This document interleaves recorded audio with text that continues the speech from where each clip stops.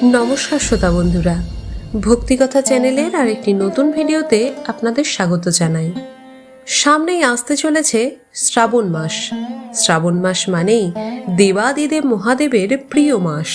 বলা হয় এই মাসে শিবের পুজো করলে ভক্তদের সকল মনস্কামনা পূরণ হয়। অনেকে মন্দিরে গিয়ে পুজো করে থাকেন, আবার অনেকেই বাড়িতে শিবের পুজো করে থাকেন। আপনার বাড়িতে যদি শিবলিঙ্গ থাকে বা আপনি শিবলিঙ্গ প্রতিষ্ঠা করতে চাইছেন, তাহলে কিছু গুরুত্বপূর্ণ বিষয় আপনাকে অবশ্যই মনে রাখতে হবে। তাই আপনারা যারা নিত্য শিব পুজো করেন বা বাড়িতে শিবলিঙ্গ আছে, তারা এই ভিডিওটি অবশ্যই মনোযোগ দিয়ে শেষ পর্যন্ত দেখুন। আপনি কোনো ভুল করছেন না তো? ধর্মীয় মত অনুযায়ী শিবলিঙ্গ যেমন সবথেকে বেশি সংবেদনশীল, তেমনি এর খুব অল্প পুজোতেই ভগবান সন্তুষ্ট হন। শুধু এটা মনে রাখতে হবে, ভগবান শিবের পুজো সঠিক বিধি এবং পদ্ধতি মেনেই করা উচিত। ঘরে শিবলিঙ্গ প্রতিষ্ঠা করলে অবশ্যই এই বিধি মেনে পুজো করতে হবে। আর যদি আপনি ঘরে শিবলিঙ্গ রাখতে না চান, তাহলে বিকল্প হিসাবে নর্মদা নদীর জল থেকে আমরা যে পাথর পাই, সেই পাথরকে আপনি পুজো করতে পারেন। বলা হয় নর্মদা নদীর জলের প্রতিটি পাথরের মধ্যে ভগবান শিব বিরাজমান।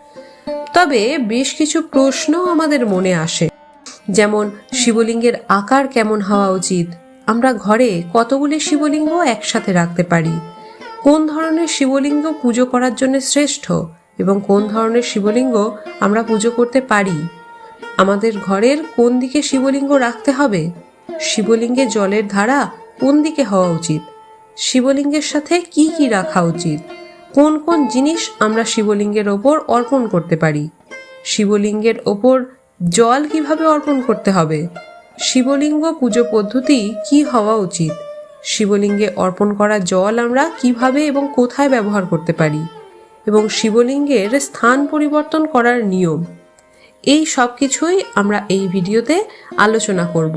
চলুন বিস্তারিতভাবে সব পদ্ধতিগুলি আমরা আলোচনা করি। প্রথমেই মনে প্রশ্ন আসে, শিবলিঙ্গের আকার কেমন হওয়া উচিত। ঘরে যে শিবলিঙ্গ রাখা হয় এবং মন্দিরে যে শিবলিঙ্গ স্থাপন করা হয়, এই দুটির মধ্যে পার্থক্য আছে। মন্দিরে বড় বড় শিবলিঙ্গ স্থাপন করা যায়, তাতে কোনো অসুবিধা নেই, কিন্তু বাড়িতে একটি নির্দিষ্ট মাপের শিবলিঙ্গ স্থাপন করতে হয়।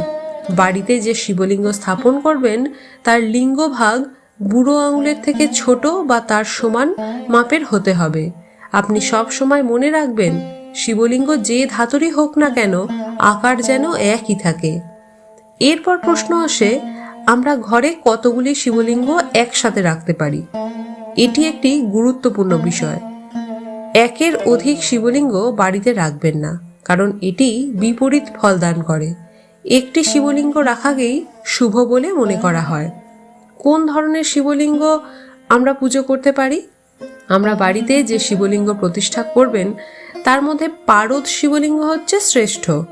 তবে নর্মদেশ্বর শিবলিঙ্গ ঘরে স্থাপনের জন্য উত্তম, অথবা স্ফটিকের শিবলিঙ্গ প্রতিষ্ঠা করা ভালো। ধাতুর তৈরি শিবলিঙ্গ প্রতিষ্ঠা করতে পারেন, যেমন সোনা, রূপো, পিতল বা অষ্টধাতুর তৈরি শিবলিঙ্গ। পাথরের শিবলিঙ্গ পুজোর জন্য ভালো, তবে অনেকেই সাদা শিবলিঙ্গ রাখেন, কিন্তু কোনোভাবেই সাদা শিবলিঙ্গ রাখবেন না। সাদা শিবলিঙ্গ হলো বৈরাগ্যের প্রতীক, তাই এটি বাড়িতে রাখা উচিত নয়। শিবলিঙ্গ যখন ঘরে স্থাপন করবেন, তখন কোন দিকে সেটি স্থাপন করবেন এটি জানা খুবই গুরুত্বপূর্ণ।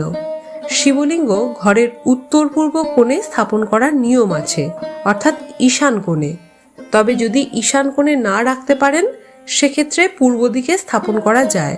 তবে ঈশান কোণ আর পূর্ব দিক ছাড়া কখনোই শিবলিঙ্গ স্থাপন করবেন না। শিবলিঙ্গে জলের ধারা সর্বদা উত্তর দিকে হতে হবে, অর্থাৎ আমরা শিবলিঙ্গে যে জল অর্পণ করি, তা যেন উত্তর দিকেই প্রবাহিত হয়, সেদিকে বিশেষ লক্ষ্য রাখতে হবে। এবারে প্রশ্ন আসে, শিবলিঙ্গের সাথে কি কি রাখা উচিত।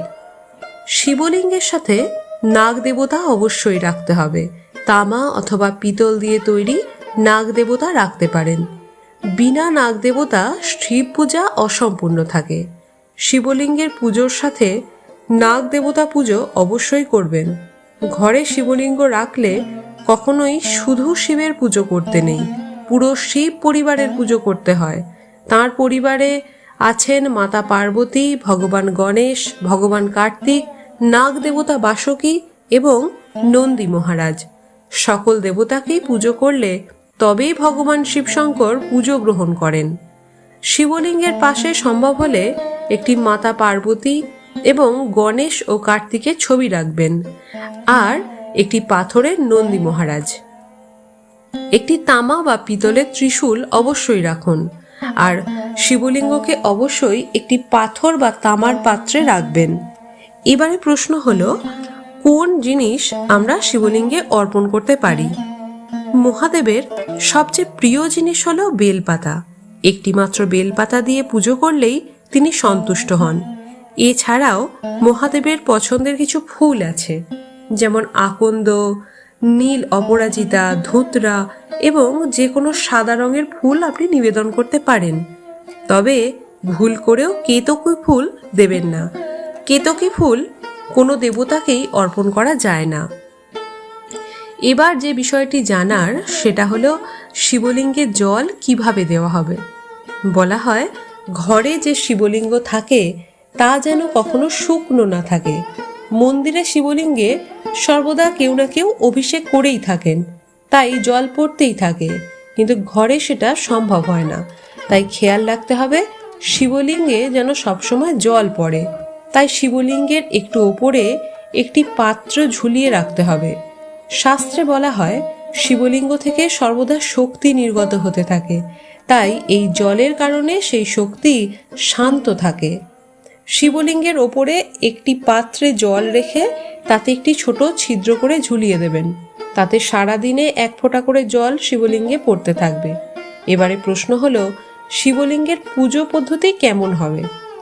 শিবের পুজো দুবেলা করা নিয়ম আছে। শিবলিঙ্গের ওপর জল অর্পণ করতে হবে। স্নানের সময় বাসুকী নাগ, ত্রিশূল এবং নন্দী মহারাজকে স্নান করাতে ভুলবেন না। স্নান করানো হলে শিবলিঙ্গ ভালো করে মুছে একটি পাথর বা তামার পাত্রে বসান। এরপর ওম নমঃ শিবায় মন্ত্র উচ্চারণ করে একটি বেলপাতা বা ফুল নিবেদন করুন। এরপর আরতি করতে হবে। আরতি করার সময় খেয়াল রাখবেন ধূপ এবং প্রদীপটি যেন ডান দিক থেকে বাঁ দিকে ঘোরাতে হবে। এরপর শিবের ধ্যান করবেন। মহামৃত্যুঞ্জয় মন্ত্রটি পারলে পাঠ করবেন। এগুলি করা খুবই শুভ বলে মনে করা হয়। কথিত আছে, যে ব্যক্তি নিষ্ঠা ভরে শিবের পুজো করে সে শিবের সমান হয়ে যায়। এবারে প্রশ্ন হলো, শিবলিঙ্গে অর্পিত জল আমরা কোথায় ফেলবো? শিবলিঙ্গে যে জল দেওয়া হয় বা জলধারা থেকে যে জল সারাদিন পড়ে, সেই জল ভুল করেও কোনো তুলসী পিঠে বা তুলসী গাছের গোড়ায় ফেলবেন না। অন্য কোনো পরিষ্কার গাছের গোড়ায় তা ফেলতে পারেন।